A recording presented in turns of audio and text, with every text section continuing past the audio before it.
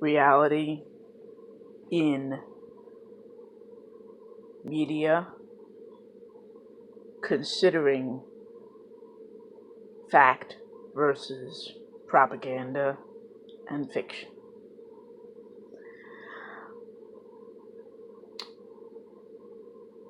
We now have a rather upturned society. We have the leader of one of the best news publication agencies on the planet in a maximum security prison for committing journalism, which is to say, for publishing sets of absolutely award-winning pieces of journalism in terms of publishing items that have been republished and shared in such venues as the New York Times, the Washington Post, on MSNBC, on CNN, PBS, you name the agency, they've shared one of the postings from WikiLeaks. So, again, some people still say, well, they're not journalists. They are. They're definitely journalists. They're definitely a news publication organization.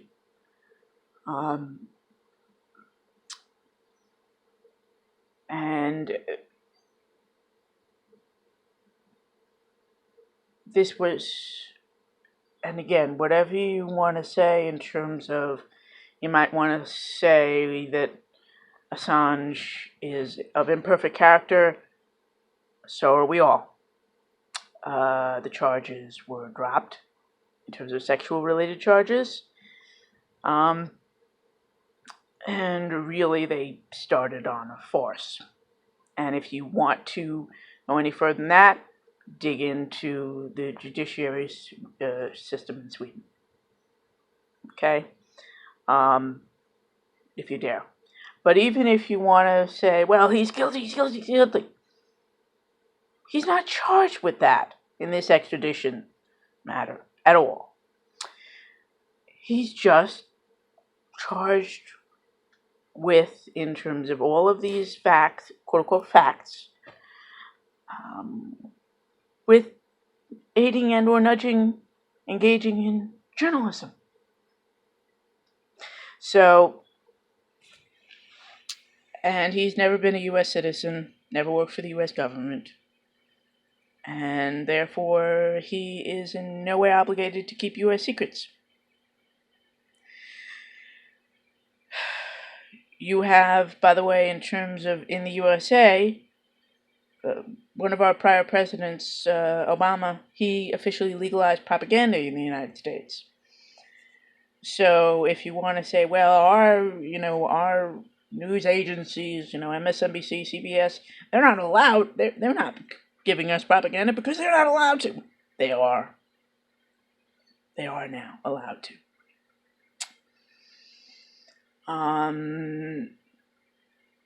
Obama changed that rule. And before that, there used to be laws in place that prevented the conglomeration of and virtual monopoly that we now have in terms of TV networks and or journalistic entities. The president that signed that into law was Bill Clinton. It's called the Telecommunications Act. Look it up.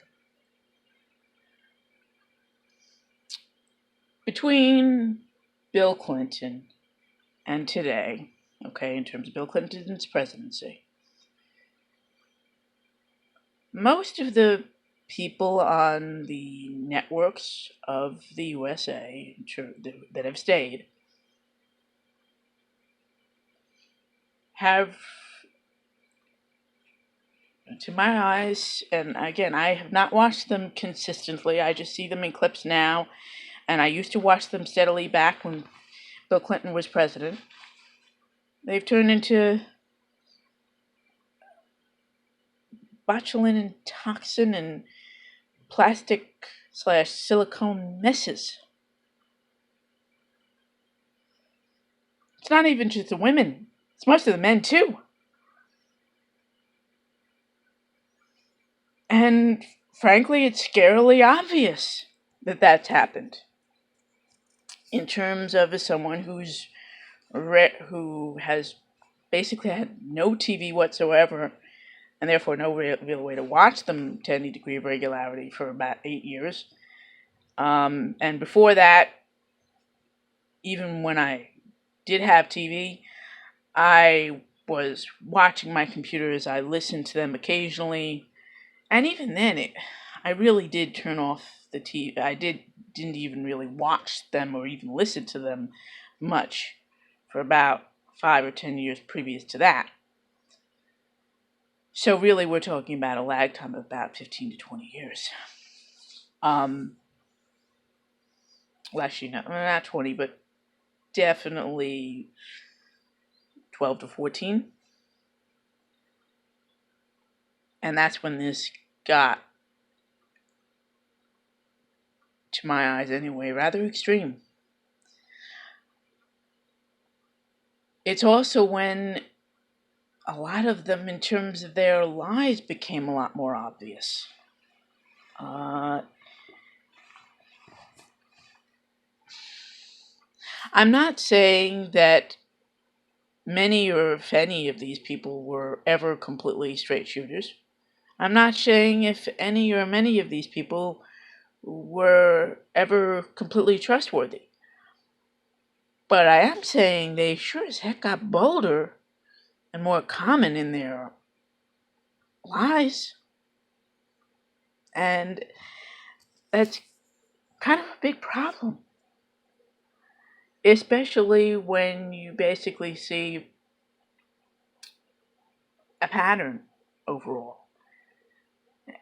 of it going from a phase where you had borderline infotainment, full-on infotainment, and now you have, at this point it seems you've got more plastic surgeons involved in so-called TV journalists than you do actors and actresses by about double.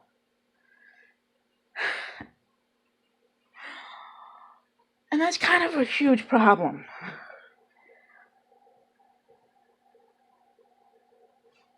Because,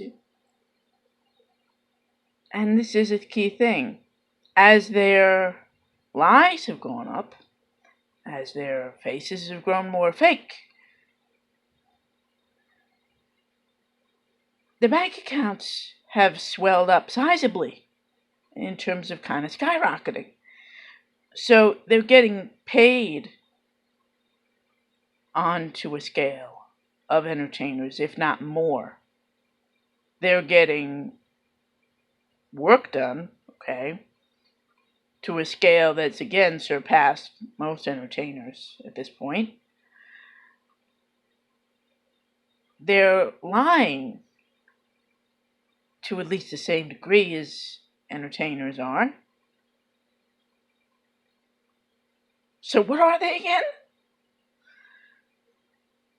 Really, what are they?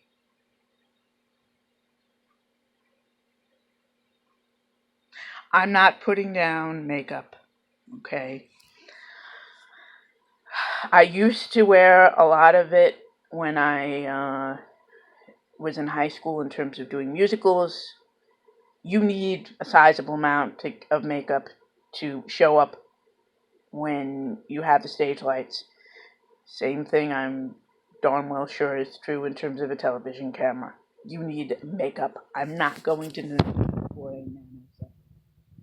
I'm not either going to deny that people should indeed dress nicely. People should get their hair done, okay? For these on-camera appearances that are seen for millions of people. I'm not going to deny any of that. Put loads of Botox isn't needed. It just plain isn't. And it's really, really obvious.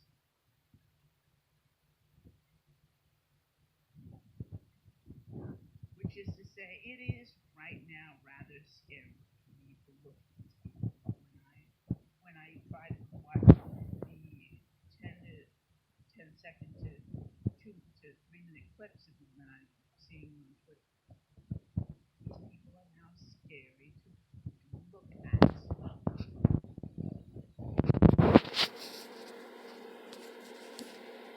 In general, it's so far from what I've seen, it's pretty correlative.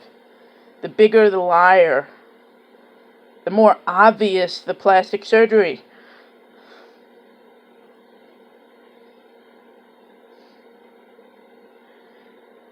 And that's really, really ridiculous.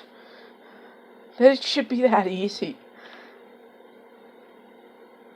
That it's that bold. And that not many seem to be picking this up. And maybe that I'm partially in a bubble. I have no doubt about that.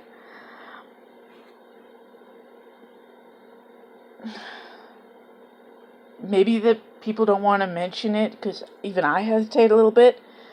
And yet they're thinking it and not really saying it. Yes, the content of their words is paramount.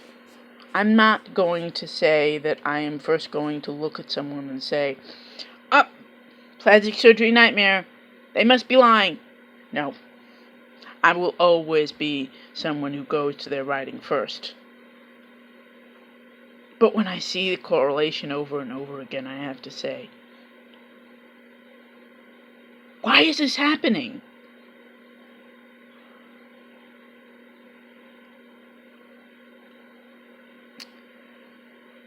Why isn't someone obviously showing some obvious recognition that these people are no longer in any way representative of the underclasses, that they should indeed be fighting for to get proper information to them from the ruling classes, the ruling elites, the people that are in charge, and therefore the people that are creating and causing the most havoc and the most damage.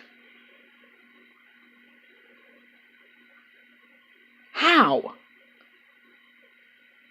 How, when they are often in income level, often at this point it's family members, if not by marriage, it's by kids, it's by parent.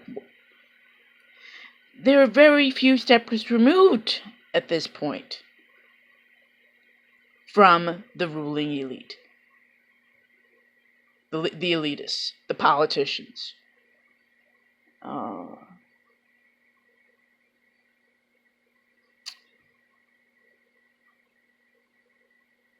Journalism, real integrity, real fighting for real information to be shared. You need to show that you are a real freaking human being that has some degree of average sensibility about you. That doesn't mean I expect someone to, that's on camera to walk around in shoes that they got from the food bank like I do. But it does mean that I expect that I don't want them to look like they spent more on plastic surgery every year than I make in 10 years from my disability. Again, we really need to think, we really need to look, we really need to listen. Who is fighting for who? Who is real and who is fake? Shalom.